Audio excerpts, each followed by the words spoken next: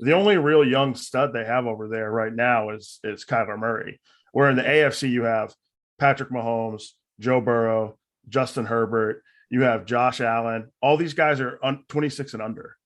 The AFC is going to be quarterback dominant. Lamar Jackson, I didn't even mention Lamar Jackson. They're going to be quarterback dominant for the next decade. Yeah, that's true. You know it's funny because after watching, and I actually put this on one of our social DMs that we have. I've never had a high respect level for Baker Mayfield.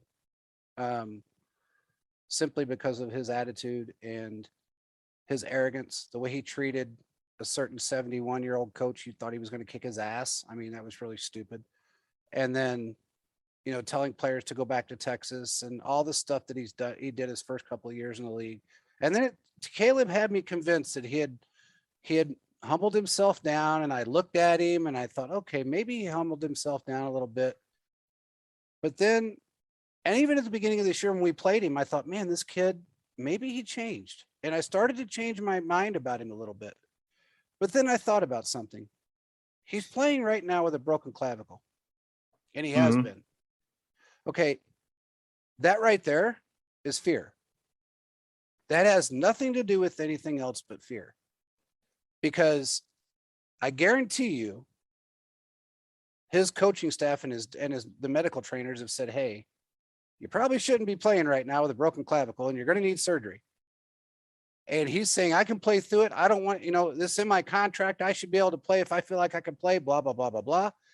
Because I feel like in his mind, the way he's been playing, their record sucks. They're probably not going to make the playoffs the way it's going right now.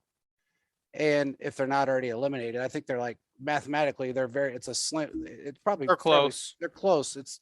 They're probably going to get kicked out of the playoffs.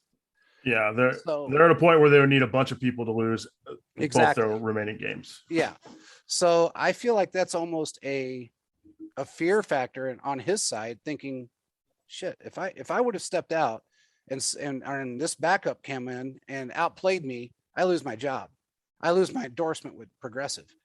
All the things that everybody hyped him up about, and everybody has said, and I got to give it to him. He's a better actor on these commercials than he has been a quarterback.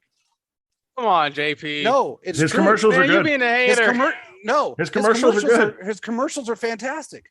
He's not that great on the field because he has no weapons around him. That can whatever. No this weapons. Is Chiefs podcast. Why are we talking about this, JP? Wait, dude, we do all this stuff in the AFC. We can go back to the Chiefs. You're just trying to expose me. I'm glad I didn't add Baker Mayfield to that quarterback list. No, well, that's what I was thinking. You didn't say his when name. He goes to the Saints. When he goes to the Saints, he's going to be a better quarterback.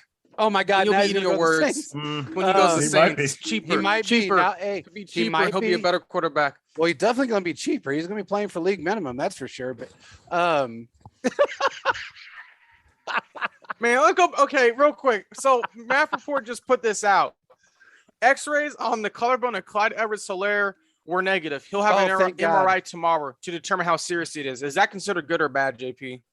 Negative as far as it could mean one of two things. It can mean either that they couldn't tell, mean negative, or negative that there wasn't a break. They assumed when I talked to them on the field that they thought it was cracked simply because of the pain that he was in and the motion, but it was swollen so bad that they really couldn't tell. Yeah, the MRI will, you can see through swelling, and you'll be able to, or for the most part, you'll be able to tell if, or the new imaging anyway, you'll be able to tell if it's actually a fracture or if it's broken. I would bet, I'm no doctor, but I've had this a couple times where where your clavicle and your whatever this top bone is here, where your collarbone meets your shoulder, it's your AC joint. I almost guarantee you he has separation of his AC joint, and he might. That's such a common football injury. How long will that take to heal up? Do you guys? I mean, if he wanted to, he could play with it next week. But I mean, it's a pain. It's a pain tolerance thing, and you don't want to. Yeah, when you've got, I mean, when you've got Daryl and Gore, and you don't really need it. Yeah, early signs when I talked to them on the field, they said that it looked like it could. The way he was in pain and the way he was acting, they assumed that it was fractured. So that's why when I put out on Twitter, early signs are a fracture or. Something of that nature, but if it's a negative, meaning that they couldn't tell because of the swelling, that's great, but they will know more from an MRI. Swelling, you can't tell from an X-ray. So just is what it is. You can't really tell if it's cracked or not. But let's just hope that, it's not. I don't want to see the guy injured like that. I mean, that's terrible. And, to miss the rest of the season, he's been injured basically for 3 years, at least one point during every year. So I'd hate to see him, out for the remaining of the season. Although I would like to see them give Gore a lot more snaps than what they're giving him when CEH is healthy and on the field. And I'll give it to, look, I was telling Caleb earlier, that's a 330-pound guy that put a lot of weight on that shoulder. And depending on how it landed, you could separate something, you can push your rotator cuff out of positioning, you can crack it, you can crack, your collarbone, you can do a lot of different things from that much weight landing on you. And it's dead weight because they're putting a lot of force into that, to that landing spot. So it really just depends on how he landed. But and he doesn't wear, and I was telling him, Caleb, he's a smaller guy. So if you noticed, I don't know, his pads, he doesn't wear as much padding as a lot of the other guys do because he's not as big and he wants to get the more speed and he wants to be able to get skinny and he doesn't want to get pulled down as easily. So he's more injury. I mean, he's going to get more, he's more injury prone, I should say, with the fact that he does wear smaller pads compared to other people, other running backs. Hell, even Zeke wears, as big as he is, he wears. You really wear that much? Yeah. I mean, he wears very thin padding and it's because he's big. But when you're a smaller running back, you really need to have that padding to keep yourself safe. As much as you get hit, it's going to shorten your career in the long run. On a career that's not very long to begin with. I mean, it is what it is. A running back's career is pretty short. I think the average, the average is probably off, but the average is about 3 years. But now, of course, it's stepped up a little bit because of the air attack game. But it was 3 years at one time, 2.5 years. Yeah. So, it just kind of depends on a lot of different factors. Hopefully when they say negative, what I believe it means is that they couldn't tell if it was cracked or not because of the swelling. That's what I would assume from that, but I would have to call and find out.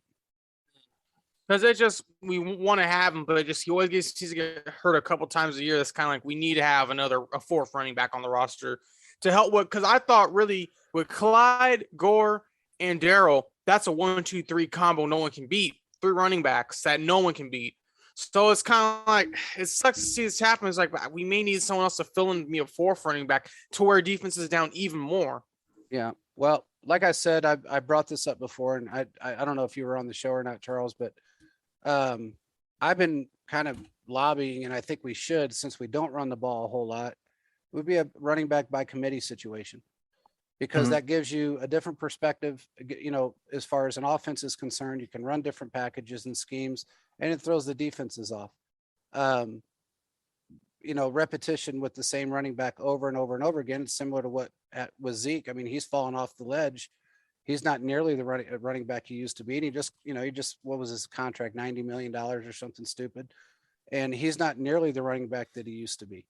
So yeah, Tony Pollard is arguably outplaying him this year. Agreed. So, it's one of those things where if you're not we're an 85-15 team when you really think about it. So why not have 3 or 4 running backs that you're setting up as a running back by committee and throw the defenses off, because every one of them have a different style.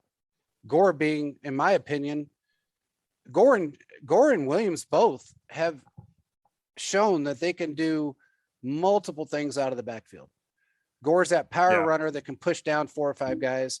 And then you also have, Williams, and then Gore is just that guy that can also be a power back and then catch out of the backfield with speed and can make cuts and do a lot of different things that, I'm sorry, but CEH doesn't really show that he can do so much yet. So, and he I don't think that's wrong to say. They're just a different runner. Yeah, they're a different runner, and CEH seems to be he's brought down a lot easier than either one of the other 2 are. He really is. Those are the guys fight for every yard. Every yard, and they bring people with them when they do it. So I'm not saying anything negative about the guy. He's just a different style runner.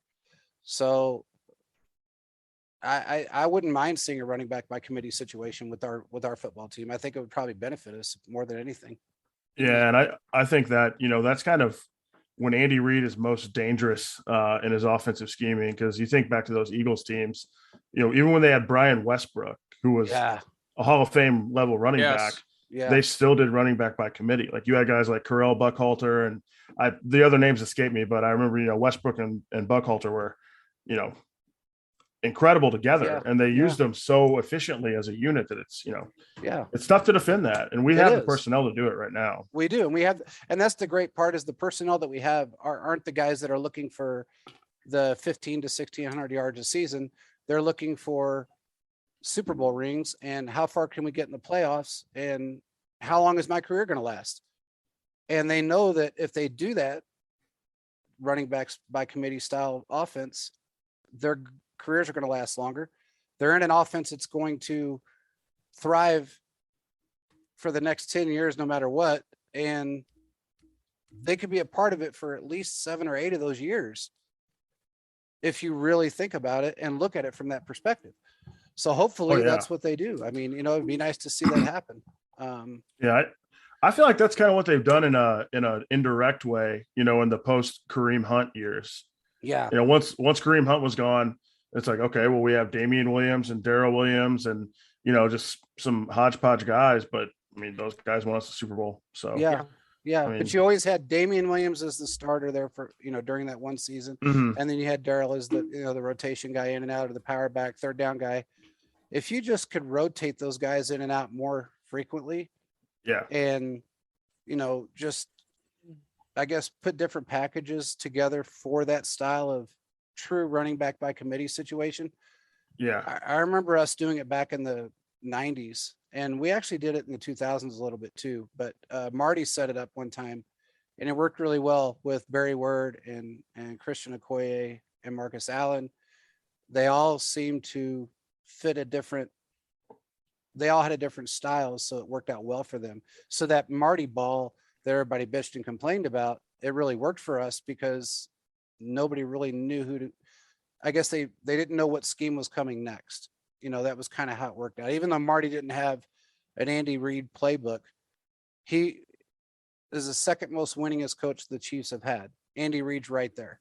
Element of surprise. Yeah. So in fact, I think this win might have put Andy above Marty. It did. He passed him tonight. Awesome. Yeah, he passed him tonight. So I don't know, man. We did put out. Did we get any questions, Caleb? Mm-hmm. Okay. You put out a tweet and I put out a tweet. We can do it yours first. Did I put it on my the personal page or did I put it on the focus? You page? put it on the focus. We both put out ones. Okay, good. So you have your own and I have mine. Okay. Cool. I think guys, I might have to jump. I'm going to leave with a closing thought real quick though. All right. That's fine. Last year around this time, people were saying that Travis Kelce should get MVP votes. He was the most important member of the Chiefs offense. Today, we went into a game with a team that was in the playoff hunt without Travis Kelce and played probably our most complete offensive game of the season. This team is dangerous. This team is lethal. Cannot wait till next week against Cincinnati. But I'll let you guys take it from here. I appreciate you guys having me on. Hey, man, thank you. Appreciate it, Charles. We'll get the blog fired back up tomorrow morning. All right, brother. Appreciate it. Sounds good. Go Chiefs. Thanks, Charles. See you, man. See you, bro. All right. I got a first question, JP. I got one. So first one is from Joe. What running back? This question is what running back we signing off if free agency? Bruiser like AP or Jackrabbit like Jacquizz Rodgers.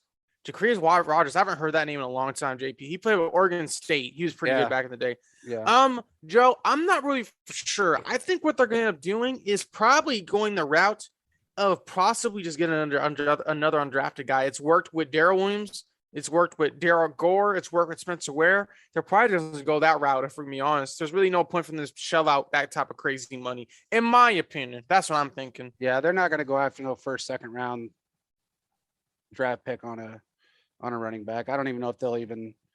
And I can't think Caleb Dry. They're probably going to do that. They're probably going to look for somebody that's obscure that nobody really wants and end up being a powerhouse. I mean, it just is what it is. I don't know if, and we may not end up going after anyone at this point. We may end up bringing somebody in from another team or a practice squad.